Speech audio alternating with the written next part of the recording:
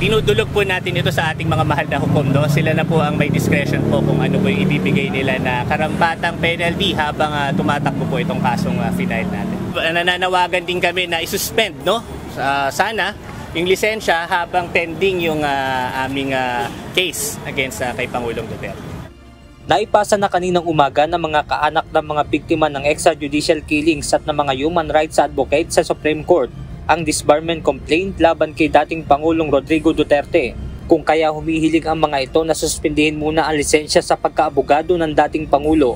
Ayon kay Attorney Vicente Jaime Topacio, may mga nalabag umano sa Code of Professional Responsibility ng isang abogado si Duterte, kabilang dito ang ginawang pagmumura, pag-amin sa umunoy pagpatay, pambabastos sa kababaihan noong nasa House Quadruple Committee hearing at pagpresenta nito na maging abogado ni Vice President Sara Duterte. Alam mo, napaka-stricto nga, no, ng kanon, sabi ko sa inyo, na hindi lang siya basta during or while practicing, no, yung law na sinasabi. Ito ay talagang yung pagkatao ng abogado na tinatawag natin. At yung mga pronouncement niya, yung mga announcement niya, kami ay naniniwala na pasok siya doon, no, at covered siya ng mga violations ng sinasabi nating mga canons na yun. Kabilang sila Yori Pasco at Rosenda Lemita sa mga complainants na kung saan naniniwala sila na nalabag ng dating Pangulo ang karapatang pangtao matapos masawi sa drug war operation.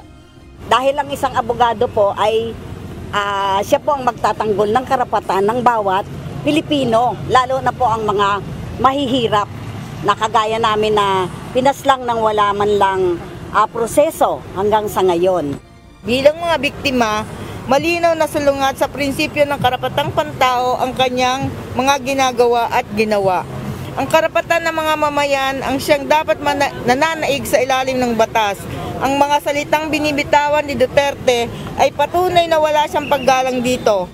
Para naman kay Cristina Palabay, Secretary General ng Karapatan, tila pambabastos sa mga abogado ang ginawang ito ng dating Pangulo. Tingin po namin, dinuduraan ni Duterte ang propesyon ng abogasya sa bawat salitang binitawan niya, lalo na nung siya'y nanunungkulan magpahanggang ngayon sa mga committee hearing sa Senado at Kongreso. Sinabi naman ni dating presidential spokesperson Attorney Salvador Panelo na mababaw anyang dahilan para madisbar ang dating Pangulo yung pagpresenta nito na maging abogado ni BP Sara.